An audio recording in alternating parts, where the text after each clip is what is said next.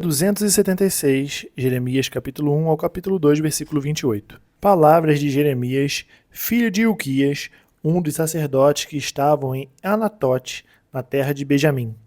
A palavra do Senhor veio a ele no 13º ano do reinado de Josias, filho de Amon e rei de Judá. Veio também nos dias de Jeoaquim, filho de Josias, rei de Judá, até o fim do 11º ano do reinado de Zedequias, filho de Josias, rei de Judá. No 5º mês desse ano, os moradores de Jerusalém foram levados ao exílio. A palavra do Senhor veio a mim, dizendo: Antes de formá-lo no ventre materno, eu já o conhecia, e antes de você nascer, eu o consagrei e constituí profeta às nações. Então eu disse: Ah, Senhor Deus, eis que não sei falar, porque não passo de uma criança. Mas o Senhor me disse: Não diga, não passo de uma criança, porque a todos a quem eu o enviar, você irá, e tudo o que eu lhe ordenar, você falará. Não tenha medo de ninguém, porque eu estou com você para livrá-lo, diz o Senhor. Depois o Senhor estendeu a mão e tocou na minha boca, e o Senhor me disse: Eis que ponho as minhas palavras na sua boca. Veja, hoje eu o constituo sobre as nações e sobre os reinos para arrancar e derrubar, para destruir e arruinar, e também para edificar e plantar. A palavra do Senhor veio a mim dizendo: O que você está vendo, Jeremias? Respondi: Vejo um ramo de amendoeira. O Senhor me disse: Você viu bem, porque eu estou vigiando para que a minha palavra se cumpra. Outra vez a palavra do Senhor veio a mim dizendo: O que você está vendo? E eu respondi: Vejo uma panela fervendo, cuja boca se inclina do norte para cá. Então o Senhor disse: Do norte se derramará o mal sobre todos os habitantes da terra. Pois eis que convoco todas as tribos dos reinos do norte, diz o Senhor. Eles virão, e cada reino porá o seu trono à entrada dos portões de Jerusalém, e contra todas as suas muralhas ao redor, e contra todas as cidades de Judá.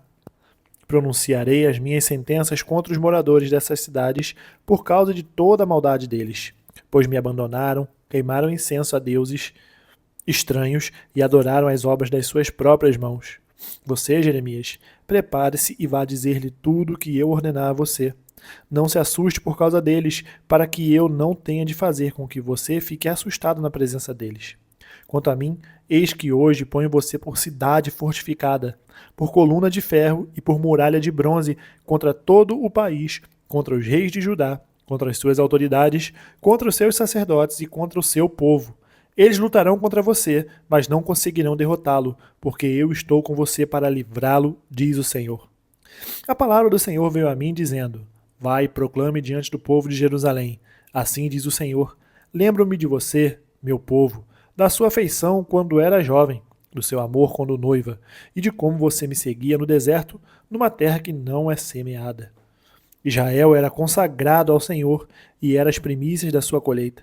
Todos os que devoraram e se faziam culpados. O mal vinha sobre eles, diz o Senhor. Escutem a palavra do Senhor, ó casa de Jacó e todas as famílias da casa de Israel. Assim diz o Senhor: Que injustiça os pais de vocês acharam em mim para que se afastassem de mim, seguindo os ídolos sem valor e se tornando eles mesmos sem valor. Eles não perguntaram: Onde está o Senhor que nos tirou da terra do Egito e nos guiou pelo deserto, por uma terra árida e cheia de covas, por uma terra de sequidão e sombras de morte, por uma terra em que ninguém passava e na qual não morava ninguém? Eu os trouxe para uma terra fértil, para que vocês comessem o seu fruto e as coisas boas que ela tem. Mas depois de entrar, vocês contaminaram a minha terra e fizeram da minha herança uma abominação. Os sacerdotes não perguntaram: Onde está o Senhor? E os que tratavam da lei não me conheceram. Os pastores se revoltaram contra mim, e os profetas profetizaram por Baal, e andaram atrás de coisas que não têm proveito algum. Portanto, ainda entrarei em litígio com vocês, diz o Senhor, e até com os filhos dos filhos de vocês entrarei em litígio. Vão até as terras do mar de Chipre e vejam. Mandem mensageiros a Quedar e observem com atenção. Vejam se já aconteceu coisa semelhante. Houve alguma nação que trocasse os seus deuses, mesmo que não fossem deuses de verdade? Mas o meu povo trocou a sua glória por aquilo que não tem proveito algum. Fiquem espantados com isto, ó céus, fiquem horrorizados e cheios de espanto, diz o Senhor. Porque o meu povo cometeu dois males. Abandonaram a mim a fonte de água viva e cavaram cisternas rachadas que não retêm as águas. Por acaso Israel é escravo ou servo nascido em casa? Por que então veio a ser presa de outros? Os leões novos rugiram contra ele e levantaram a sua voz. Fizeram da terra de Israel uma desolação. As suas cidades estão queimadas e não há quem nelas habite. Até os moradores de Mênfis e de Táfnis raparam o alto da cabeça de Israel. Por acaso isso não aconteceu com você porque você abandonou o Senhor seu Deus quando ele o guiava pelo caminho? E agora, que lucro você terá indo ao Egito para beber as águas do Nilo? Ou indo à Síria para beber as águas do Eufrates? A sua própria maldade o castigará, e as suas infidelidades o repreenderão. Saiba, pois, e veja como é mau e quão amargo é deixar o Senhor, seu Deus, e não ter temor de mim, diz o Senhor dos exércitos. Porque há muito tempo quebrei o seu jugo e rompi as ataduras que o prendiam. Mas você disse, não quero te servir. Pois em todos os montes altos e debaixo de todas as árvores frondosas, você se deitava e se prostituía. Eu mesmo a plantei como videira excelente, da semente mais pura.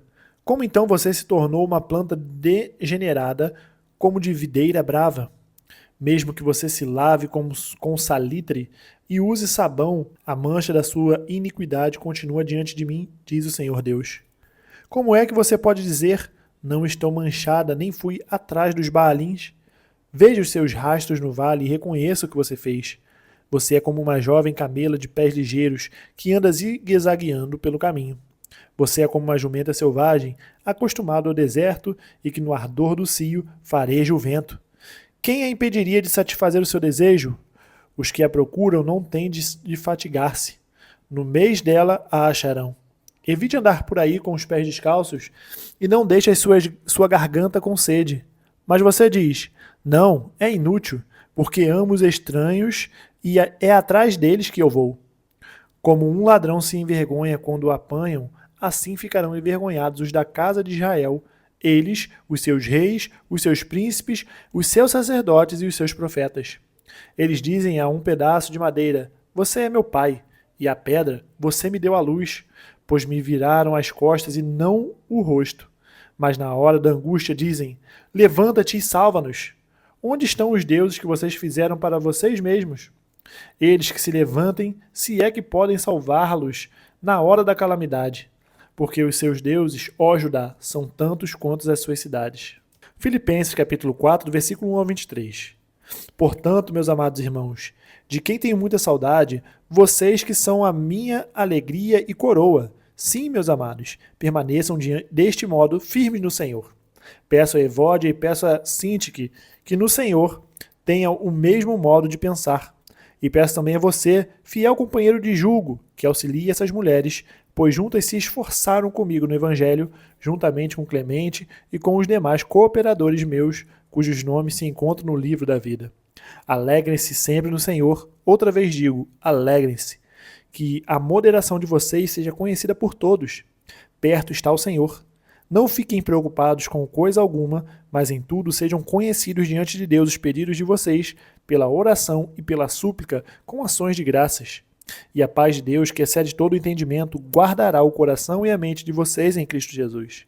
Finalmente, irmãos, tudo que é verdadeiro, tudo que é respeitável, tudo que é justo, tudo que é puro, tudo que é amável, tudo que é de boa fama, se alguma virtude há e se algum louvor existe, seja isso que ocupe o pensamento de vocês.